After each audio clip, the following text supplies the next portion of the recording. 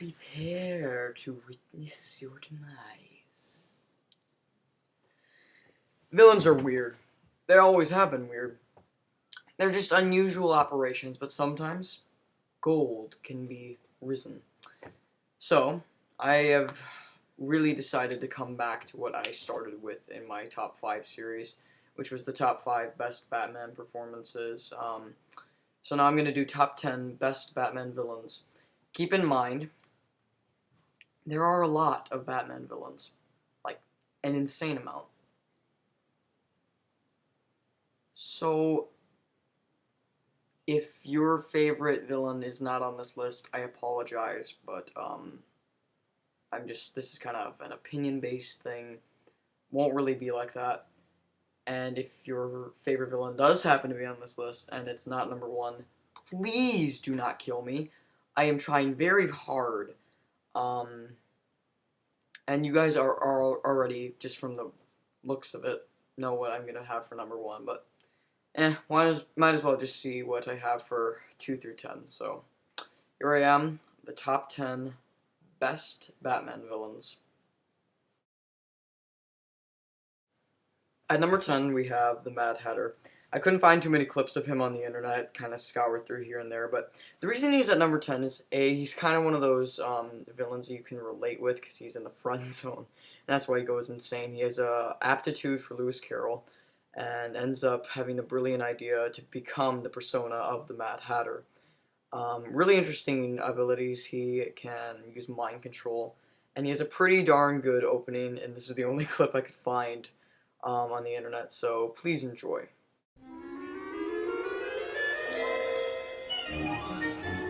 Good evening, Miss Pleasance. I'm here to help you forget your recent heartbreak. Gotham can be a wonderland, Alice. Scarface, or the ventriloquist, whichever you prefer. This villain, in itself, he has a split personality disorder, which is manifested into a doll that resembles Scarface. Now, this character is unique because, well, he kind of would be an ordinary guy if you just saw him walking down the street. You wouldn't tell. For the fact that he is just simply, well, kind of out of touch with reality. But this split personality that he has indeed created, well, he takes orders from. It kind of overpowers him in a sense, which is really tragic on its own accord. It's really summed up perfectly in this one scene here from one of the writers of the show. Doesn't even know the dummy's calling the shots. Fits right into Batman's world. He's the puppet, not you.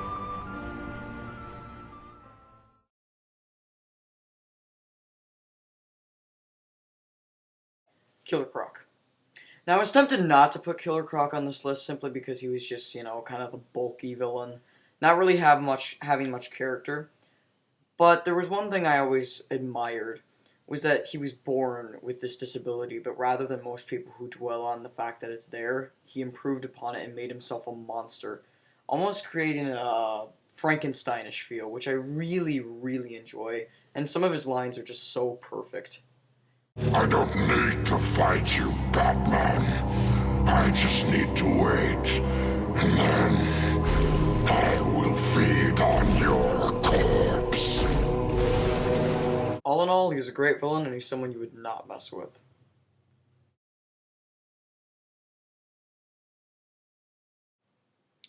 Number 7 is Baby Doll. Not a very well-known villain. She was a girl who was born with this disease that made where she could not grow any older.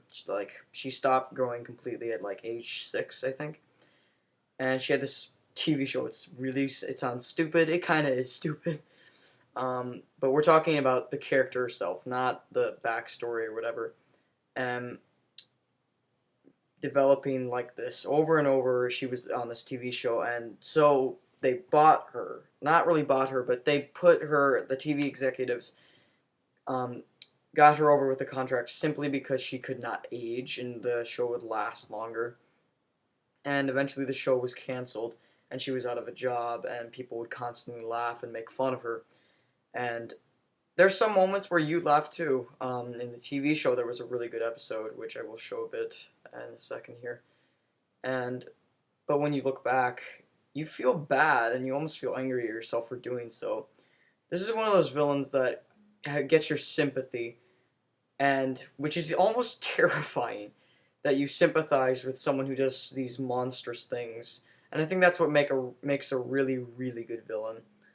And it probably has one of the most depressing endings to any Batman the Animated Series episodes ever. And I'm not gonna lie, I tear up, or at least I'm this close to, every time I watch it. Here you go. Don't run away. I know you're scared, confused. I can help you. Liar, liar, cape on fire.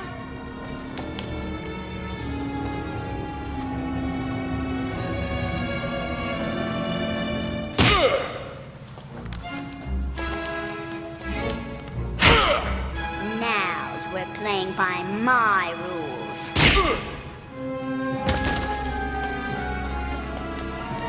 Game's over, Mr. Batman. I win. No fair!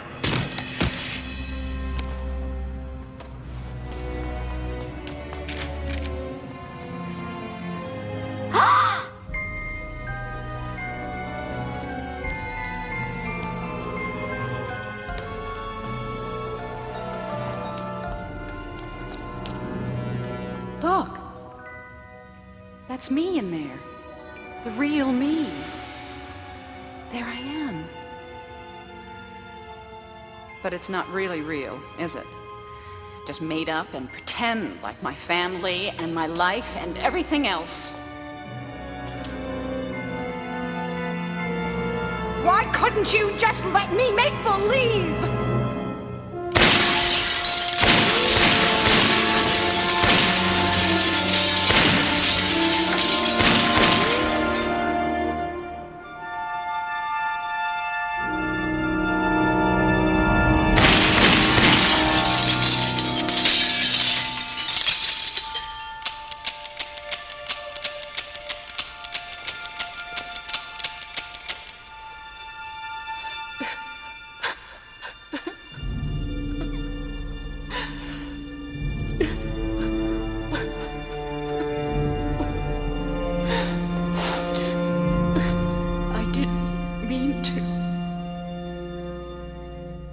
Chills running up my spine. The Riddler. This is one of those villains that is simply great just because he plays into the factor that we always enjoy. The detective. Batman is the reason that DC Comics is Detective Comics. He's basically the modern Sherlock Holmes, except with a touch of theatricality. That's a mouthful. And he does it very well. This is the villain that plays into that perfectly. If he was the puzzle piece for the one who had to make a mystery out of it, he would be it, leaving clues endlessly. And honestly, I think he's pretty Joker-like, but he's a lot more fun. The Riddler will have you confused and in a puzzlement forever.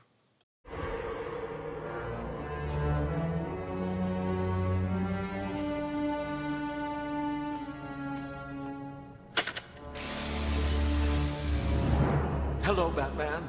This is it. The end of the game. I'm a little sad, actually. You were a worthy opponent, but then I told you I'd make a killing at the toy fair. 10, 9, 8, 7, 6, 5, 4,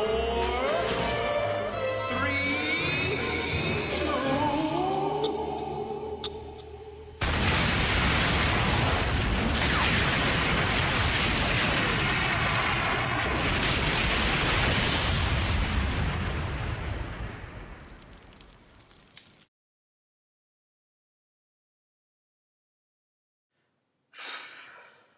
Ooh.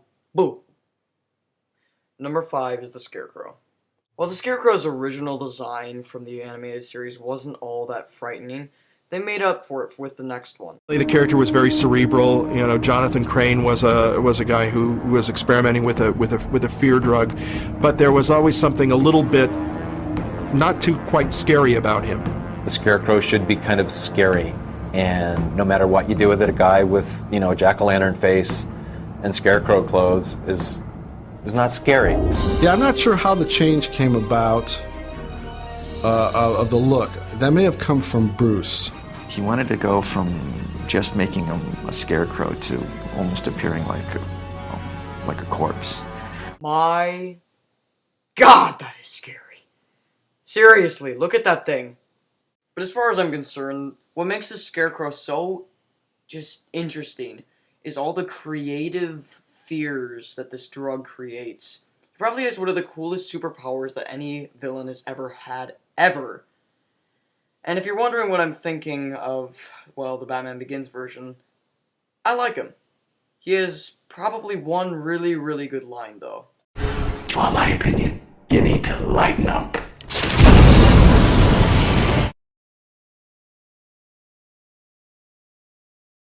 Since this next villain is not that well known, he was from an old movie that was animated. I'm going to let you discover him on your own. Very few people know of him, and I think you would enjoy him. I will give you a little clip of him and the poster of the movie here now.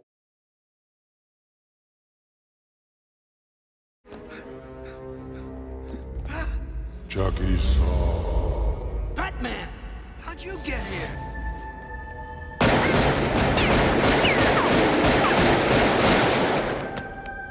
Your angel of death awaits. You ain't the Bat! Who are you? What do you want? I want you, Chucky boy.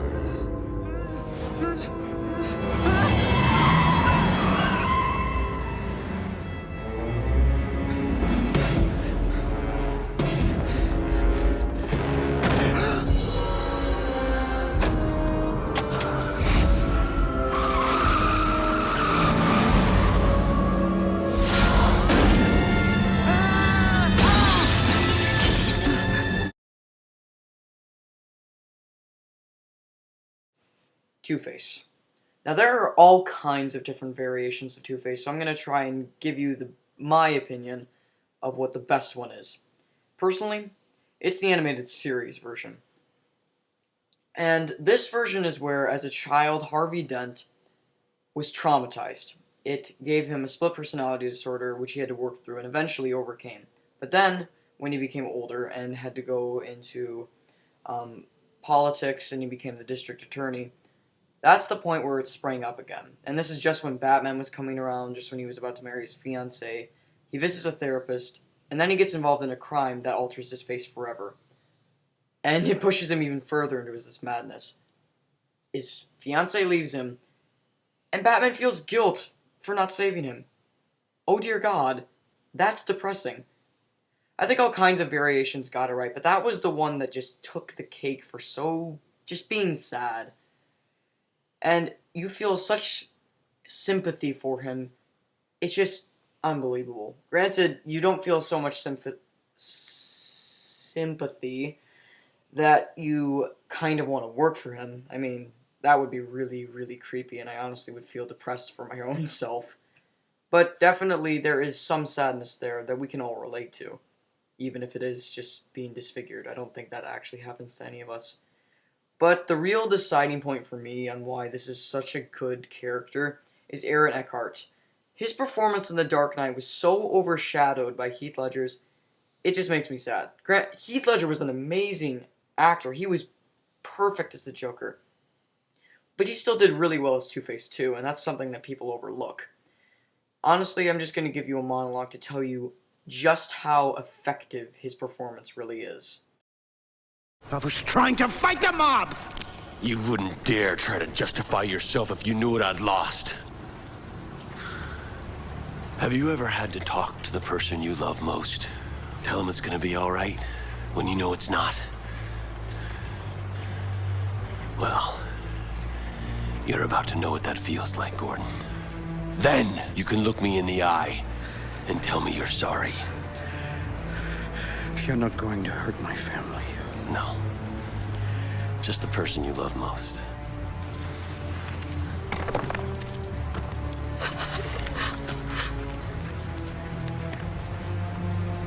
So, is it your wife?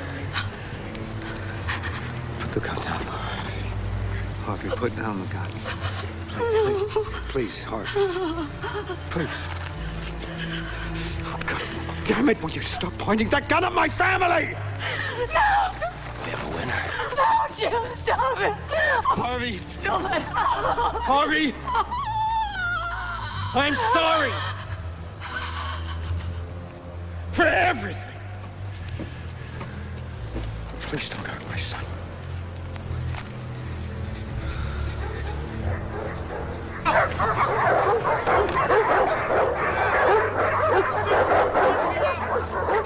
You brought your cops? All they know is there's a situation. They don't know who or what. They're just creating a perimeter. You think I want to escape from this? There is no escape from this. You don't want to hurt the boy, Harvey. It's not about what I want. It's about what's fair! You thought we could be decent men in an indecent time. But you were wrong. The world is cruel, and the only morality in a cruel world is chance. Unbiased, unprejudiced, fair. His son's got the same chance she had. 50-50. What happened to Rachel wasn't chance. We decided to act. We three. Then why was it me who was the only one who lost everything? It wasn't. The Joker chose me! Because you were the best of us. He wanted to prove that even someone as good as you could fall. And he was right. You're the one pointing the gun, Harvey. So point it at the people responsible. Fair enough. You first.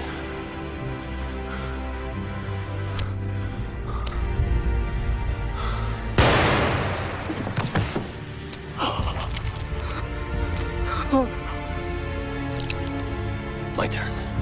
Oh, God. That's deep for a Friday night.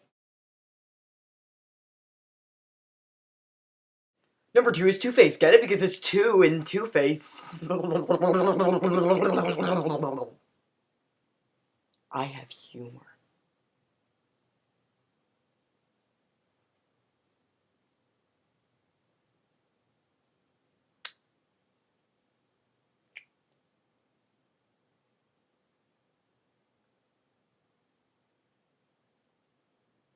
Just kidding, number 2 is Joker.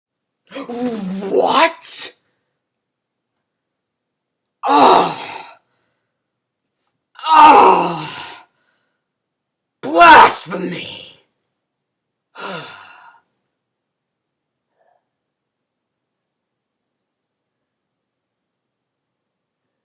Yeah, so I kind of lied when I said that the most obvious one that you were thinking of is going to be number 1.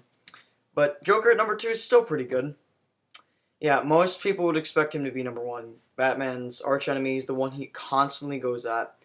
But the person I put at number 1 is my personal favorite, but I also think that as a whole, he just is better than Joker. That's my opinion. I'm sure a lot of people are going to hate me for this, but just what I think. So, I think a lot of people are going to be asking me why he's at number 2, so I might as well say this. I'm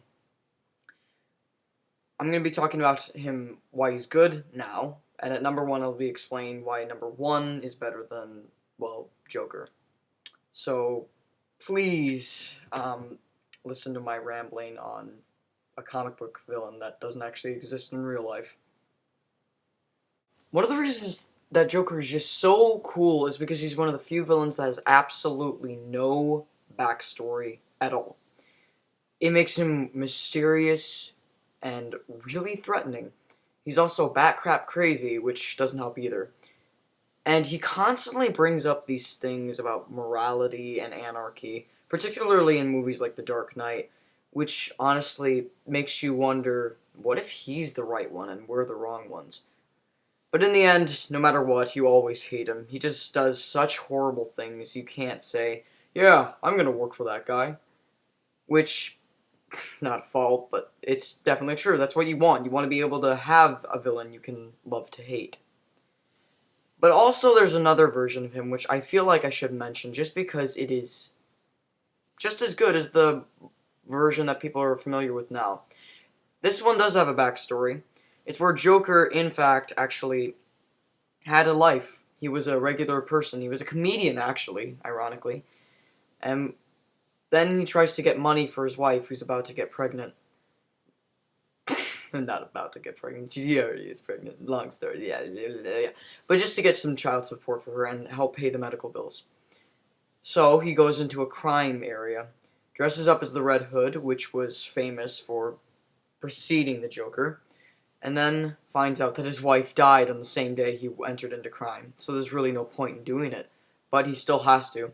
And eventually he falls into a vat of chemicals, causing his face to be brutally changed to look like he has white skin, red lips, and the iconic green hair.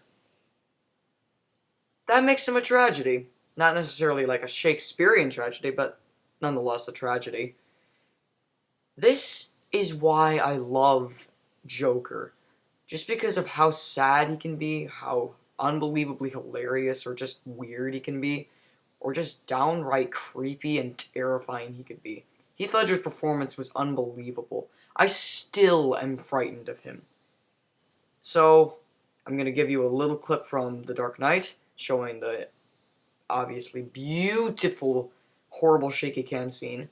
And then I'll give you another example from The Killing Joke, actually quoted by a guy who you may know on YouTube as Patrick Gertz, who is very good at doing Mark Hamill impressions. Enjoy. The image is disturbing. Tell them your name. Brian Douglas. Are you the real Batman? No. No? No. No. Then why do you dress up like him? He's a symbol. We don't have to be afraid of scum like you. Yeah. You do, Brian. You really do. Huh? Yeah. Oh, shh. So you think Batman's made Gotham a better place? Look at me. Look at me!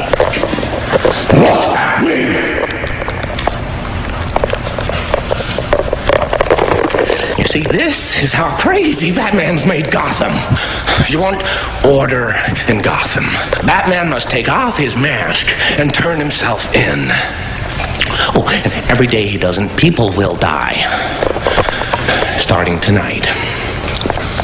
I'm a man of my word.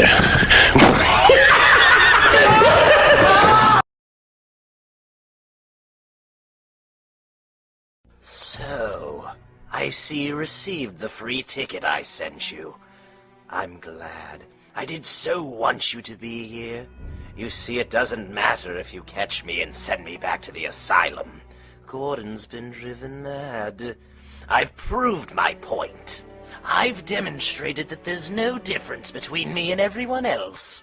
All it takes is one bad day to reduce the sanest man alive to lunacy. That's how far the world is from where I am. Just one bad day. You had a bad day once. Am I right? I know I am. Why else would you dress up as a flying rat? You had a bad day, and it drove you as crazy as everybody else. Only you won't admit it. You have to keep pretending that life makes sense, that there's some point to all this struggling. God, you make me want to puke. I mean, what is it with you? What made you what you are? Girlfriend killed by the mob, maybe? Brother carved up by some mugger? Something like that, I bet. Something like that. Something like that happened to me, you know. I'm not exactly sure what it was. Sometimes I remember it one way, sometimes another. If I'm going to have a past, I prefer it to be multiple choice. My point is, I went crazy. When I saw what a black, awful joke the world was, I went crazy as a coot. I admit it. Why can't you? I mean, you're not unintelligent. You must see the reality of the situation. Do you know how many times we've come close to World War III over a flock of geese on a computer screen? Do you know what triggered the last World War? An argument over how many telegraph poles Germany owed its War Department creditors. Telegraph poles! It's all a joke. Everything anybody ever valued or struggled for, it's all a monstrous, demented gag. So why can't you see the funny side? Why aren't you laughing?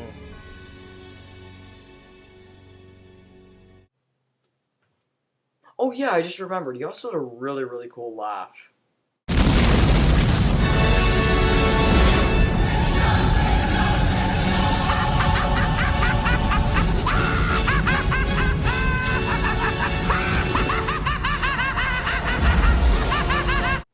But enough bullcrap. Here is number 1. Please do not get angry at me. I know a lot of people will. But at the same time, I know. I can understand why. I know why people will say Joker is number 1. I get it. I understand. This is my personal favorite, and I honestly, the more and more I think about it, I think that he's number 1. So here we go. Just watch.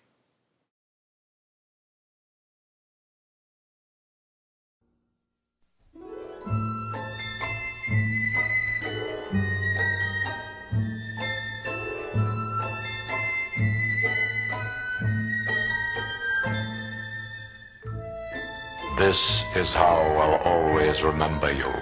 Surrounded by winter, forever young, forever beautiful. Rest well, my love. The monster who took you from me will soon learn that revenge is a dish best served cold. And, well, with lines like that, how could he not be number 1? That's what I always thought. But I can understand why people think he's campy. It's because of this singular idea that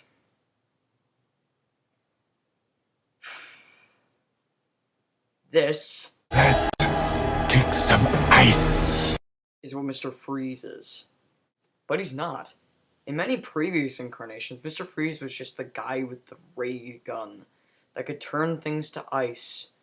However, in this episode of Batman the Animated Series, Heart of Ice, they completely changed him. This is such a good story that literally every single incarnation of Mr. Freeze has used it. Batman and Robin, and so forth. Most unsuccessful. This did it perfectly. And I'm gonna show you why. Well, for one, Mr. Freeze is just an ordinary person. He just had his wife taken away, and because of this, he's just gone mad. He was doing cryogenic freezing on her simply because she had a disease that he couldn't cure yet, so he saved her life before then. But then, when a corporate businessman comes in, he ruins everything and pushes him into the chemicals, creating, well, Mr. Freeze. And since then, he's been in a bloodlust just to get revenge on this guy. And it is so beautifully Shakespearean. Turning him from just a guy with a gun to a Shakespearean tragedy is just perfect. I mean, in the words of Nostalgia Critic, the lines write themselves. My God. Yes.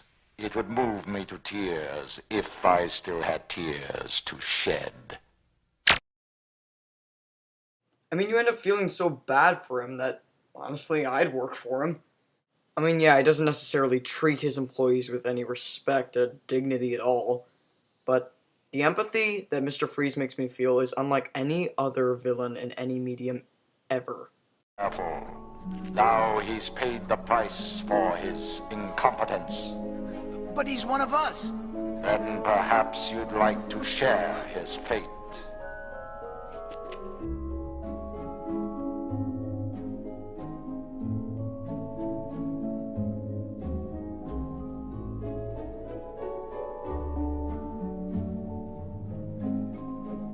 But not only that, in the end, Freeze is just plain cool. He has a ray gun that turns people into ice. That's awesome. I would abuse that like mad. Who wouldn't? Honestly. But in the end, the key deciding factor is whether or not he's insane. Because when it comes down to it, the main reason that these villains are the way they are is because they're nuts. They're psychotic. But how is he insane? He's just looking for revenge. Well, that's pretty much proven wrong here in this clip. I can only beg your forgiveness and pray you'll hear me somehow. When he asks for her forgiveness, well, he's kind of apologizing for the fact that he failed to kill the man who made her the way she was. But he's also apologizing for the fact that he went into crime in the first place. Doesn't make sense. But it's his agenda, it's what he wanted to do for her. That's... makes me want to cry. But in the end, most of you are going to ask, why this guy rather than Joker? Well, Joker definitely makes you question your morality with his, well, thought-provoking ideas. And there are times when I'm listening like, yeah, that does make sense. But this one, he doesn't even say anything about morality. It's just you seeing a guy that you feel bad for. And honestly, that's more powerful sometimes than philosophy. It just worked well for this character, or at least well enough for me to care more about him than Batman, which is something that usually never happens to me. But not only that, Joker's motivation is he wanted to, which is respectable, but can get old after a while. His is just a bumpy ride on a roller coaster. You have to kind of get through it because it's emotionally exhaustion. Please excuse my idiotic grammar, but you know what I mean. It's emotionally exhausting. But at the same time, it's all the more worth it just to see this character study of probably the most tragic villain ever, and what I think to be the best Batman villain of all time.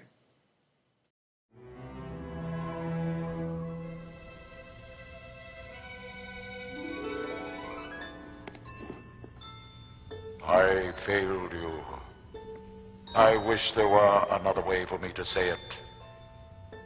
But I cannot. I can only beg your forgiveness and pray you'll hear me somehow. Someplace where a warm hand waits for mine.